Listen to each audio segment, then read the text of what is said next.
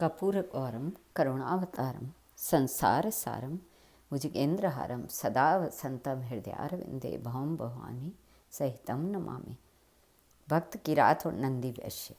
प्राचीन काल में नंदी नामक वैश्य अपनी नगरी के एक धनी मानी और प्रतिष्ठित पुरुष थे।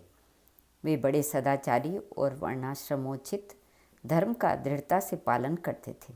प्रतिदिन श्रद्धा भक्ति पूर्वक भगवान शंकर की पूजा करने का तो उन्होंने नियम ले रखा था। जिस मंदिर में नंदी वैश्य पूजा करते थे वही बस्ती के कुछ दूर जंगल में था। एक दिन की बात है, कोई किरात शिकार खेलता हुआ उधर से निकला। वह प्राणियों की हिंसा करता था। उसकी बुद्धि जड़ प्राय थी, उसमें विवेक का लेस भी नहीं था। दोपहर का समय था, वह भूख प्यास से व्याकुल हो रहा था। मंदिर के पास आकर वहाँ के सरोवर में उसने स्नान किया और जलपान करके अपनी प्यास बुझाई। जब वह वहाँ से लौटने लगा तब उसकी दृष्टि मंदिर पर पड़ी और उसके मन में यह इच्छा हुई कि मंदिर में चलकर भगवान का दर्शन कर लूँ। उसने मंदिर में जाकर भगवान शंकर का दर्शन किया और अपनी बुद्धि के अनुसार उसकी पूजा की। उसने कैसी पूजा की होगी इसका अनुमान सहज ही लग सकता है। न उसके पास पूजा की सामग्री थी, न उसे जानता ही था, न वह जानता ही था। किसी ग्राम सामग्री का उपयोग किसी विधि से किया जाता है वह जानने की भी उसे आवश्यकता नहीं प्रतीत हुई। उसने देखा लोगों ने स्नान कराकर बिल्वपत्र आदि चढ़ाए हैं। उसने एक हाथ से बिल्वपत्र तोड़ा, दूसरे हाथ में मांस पहले से ही था। गंटूस जल से स्नान कराकर उसने बिल्वपत्र और मांस चढ़ा दिया। भील मांस भोजी था। उसको इस बात का पता नहीं था कि देवता को मांस नहीं चढ़ाना चाहिए। यही काम यदि कोई जानबूझकर करे तो वह दोष का भागी होता है, परंतु उसने तो भाव से अपनी भक्ति शक्ति और ज्ञान के अनुसार पूजा की थी।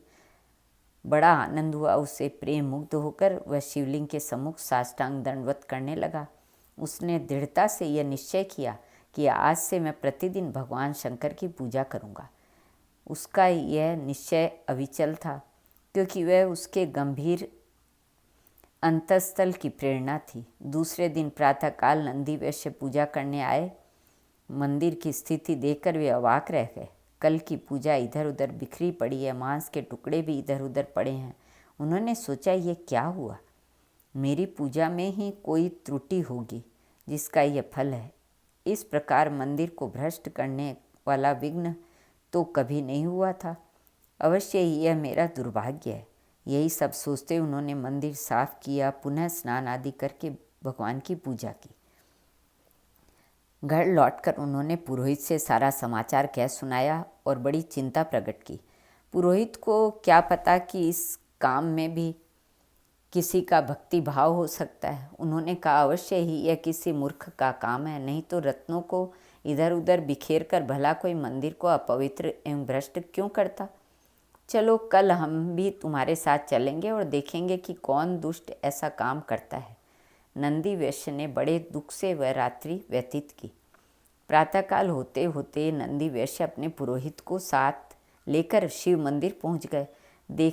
देखा वहीं हालत आज भी वही है जो कल थी। वहाँ मार्जन आदि करके नंदी ने शिव की पंचोपचार पूजा की और रुद्राभिषेक किया। ब्राह्मण स्तुति पाठ करने लगे। वेद मंत्रों की ध्वनि से वह जंगल गूंज उठा। सबकी आंखें लगी हुई थी कि देखें मंदिर को भ्रष्ट करने वाला कब किधर से आता है। दोपहर के समय किरात आया। उसकी आकृति बड़ी भयंकर थी। हाथों में धनुष बाण लिए हुए था। शंकर भगवान की कुछ ऐसी लीला की ही थी कि किरात को देखकर सबके सब डर गए और एक कोने में जा छिपे। उनके देखते देखते किरात ने उनकी की हुई पूजा नष्ट भ्रष्ट कर दी एवं गंडूस जल से स्नान कराया, बिल्वपत्र और मांस चढ़ाया। जब वह साष्टांग प्रणाम करके चला गया तब नंदी वैश्य और ब्राह्मणों के जी में जी आया और सब बस्ती में लौट आए। नंदी को व्यवस्था मिली कि उस लिंग मूर्ति को अपने घर ले आना चाहिए। व्यवस्था के अनुसार शिवलिंग वहाँ से उखाड़ लाया गया और नंदी वैश्य के घर विधि पूर्वक उनकी प्रतिष्ठा की गई। उनके घर सोने और मणिरत्नों की कमी तो थी नहीं। संकोच छोड़कर उनका उपयोग किया गया, परंतु भगवान को धन संपत्ति के अतिरिक्त कुछ और भी चाहिए। प्रतिदिन के नियमानुसार किरात अपने समय पर भगवान शंकर की पूजा करने आया, परंतु मूर्ति को न पाकर सोचने लगा, ये क्या, भगवान तो आज है ही नहीं। मंदिर का एक एक कोना छान डाला, एक एक छिद्र को उसने ध्यान पूर्वक देखा, परंतु अब व्यर्थ, उसके भगवान उसे नहीं मिले।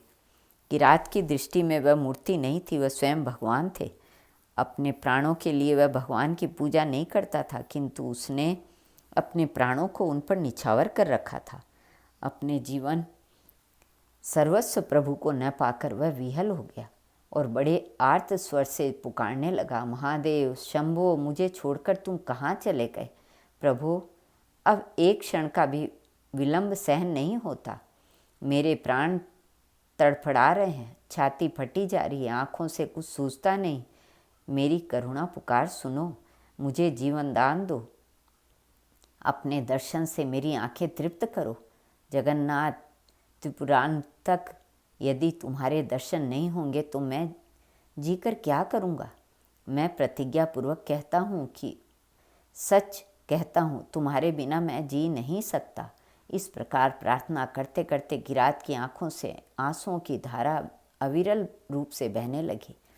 वह विकल हो गया, अपने हाथों को पटकने तथा शरीर को पीटने लगा। उसने कहा, अपनी जान में मैंने कोई अपराध नहीं किया है, फिर भी क्या कारण है कि तुम चले गए?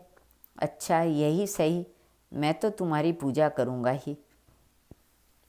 किरात ने अपने हाथ से शरीर का बहुत सा मांस काट कर उस स्थान पर रखा जहाँ पहले शिवलिंग था। स्वस्थ हृदय से, क्योंकि वह उसने प्राण त्याग का निश्चय कर लिया था, सरोवर में स्नान करके सदा की भांति पूजा की और साष्टांग प्रणाम कर ध्यान करने बैठ गया। किरात के चित्त में अब एक ही वासना अवशेष न थी, वह केवल भगवान का दर्शन चाहता था। ध्यान अपना मृत्यु, यही उसकी साधना थी। यही कारण है कि बिना किसी विक्षेप के उसने लक्ष्य भेद कर लिया और उसका चित्त भगवान के लीला लोक में विचरण करने लगा। उसकी अंतर्दृष्टि भगवान के कपूरोज्ज्वल भस्म विभूषित गंगा तरंग रमणीय जटा कलाप से सुशोभित एवं सर्प परिवेष्टित अंगों की सौंदर्य सुधा का पान करने लगी और वह उनकी लीला में सम्मिलित होकर विविध प्रकार से उनकी सेवा करने लगा। उसे बाह्य जगत, शरीर अथवा अपने आप की सुध नहीं थी, वह केवल अंतर जगत की अमृतमयी सुरभि से छक रहा था। बाहर से देखकर उसका शरीर रोमांचित था, आँखों से आंसुओं की बूंदें लुढ़क रही थी, रोम रोम से आनंद की धारा फूट पड़ती थी। उस क्रूर कर्मा किरात के अंतराल में इतना माधुर्य कहाँ सो रहा था, उसे कौन जान सकता है। किरात की तन्मयता देखकर शिवजी ने अपनी समाधि भंग की। वे उसके चर्म चक्षुओं के सामने प्रकट हो गए। उनके ललाट देश स्थित चंद्र ने अपनी सुधामयी रश्मियों से किरात की काया उज्ज्वल कर दी। उसके शरीर का अणु अणु बदल कर अमृतमय हो गया, परंतु उसकी समाधि ज्यों की त्यों थी। भगवान ने मानो अपनी अनुपस्थिति के दोष परिमार्जन करते हुए किरात से कहा, महाप्राज्य वीर, मैं तुम्हारे भक्ति भाव एवं प्रेम का ऋणी हूँ। तुम्हारी जो बड़ी बड़ी अभिलाषा हो वह मुझसे कहो, मैं तुम्हारे लिए सब कुछ कर सकता हूँ।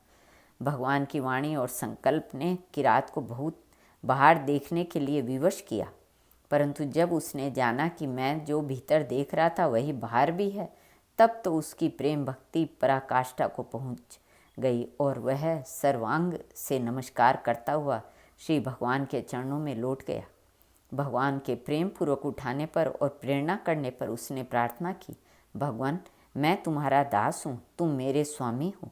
मेरा यह भाव सर्वदा बना रहे और मुझे चाहे कितनी बार जन्म लेना पड़े, मैं तुम्हारी सेवा में संलग्न रहूं। प्रतिक्षण मेरे हृदय में तुम्हारा प्रेम बढ़ता ही रहे। प्रभु, तुम ही मेरी दयामयी माँ और तुम ही मेरे न्यायशील पिता हो।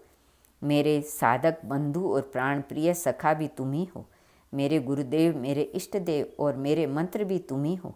तुम्हारे अतिरिक्त तीनों लोक में और कुछ नहीं है, और तीनों लोग भी कुछ नहीं है, केवल तुम ही हो।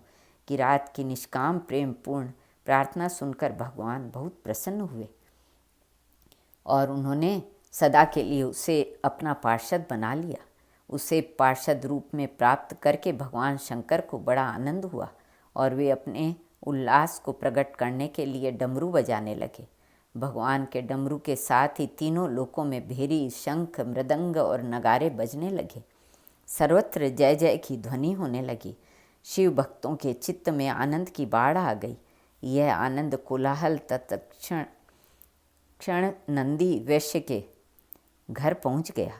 उन्हें बड़ा आश्चर्य हुआ और वे अविलंब वहाँ पहुँचे। किरात के भक्ति भाव और भगवत प्रसाद को देखकर उनका हृदय गदगद हो गया और जो कुछ अज्ञान रूप मल था उसके चित्त में कि भगवान धन आदि से प्राप्त हो सकते हैं, वह सब धुल गया।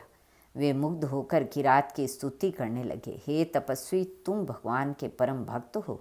तुम्हारी भक्ति से ही प्रसन्न होकर भगवान यहाँ प्रकट हुए हैं। मैं तुम्हारी शरण में हूँ। अब तुम ही मुझे भगवान के चरणों में अर्पित करो। नंदी की बात से किरात को बड़ी प्रसन्नता हुई। उन्होंने तत्क्षण नंदी का हाथ पकड़कर भगवान के चरणों में उपस्थित किया। उस समय भोले बाबा सचमुच भोले बन गए। उन्होंने किरात से पूछा, ये कौन सज्जन है? मेरे गणों में इन्हें लाने की क्या आवश्यकता थी? किरात ने कहा, प्रभु, ये आपके सेवक हैं। प्रतिदिन रत्न माणिक्य से आपकी पूजा करते थे। आप इनको पहचानिए और स्वीकार कीजिए। शंकर ने हंसते हुए कहा, मुझे तो इनकी बहुत कम याद पड़ती है। तुम तो मेरे प्रेमी हो, सखा हो, परंतु ये कौन है? देखो भाई, जो निष्काम है, निष्कपट है और हृदय में मेरा स्मरण करते हैं, वे ही मुझे प्यारे हैं। मैं उन्हीं को पहचानता हूँ। किरात ने प्रार्थना की, भगवान, मैं आपका भक्त हूँ और यह मेरा प्रेमी है। आपने मुझे स्वीकार किया और मैंने इसे। हम दोनों ही आपके पार्षद हैं। अब तो भगवान शंकर को बोलने के लिए कोई स्थान नहीं था। भक्त की स्वीकृति भगवान की स्वीकृति से बढ़कर होती है। किरात के मुख से एक बात निकलते ही सारे संसार में फैल गई। लोग शत शत मुख से प्रशंसा करने लगे कि किरात ने नंदी वैश्य का उद्धार कर दिया। उसी समय बहुत से ज्योतिर्मय विमान आ गए। भगवान शंकर का सारूप्य प्राप्त करके दोनों भक्त उनके साथ कैलाश गए और माँ पार्वती के द्वारा सत्कृत होकर वहीं निवास करने लगे।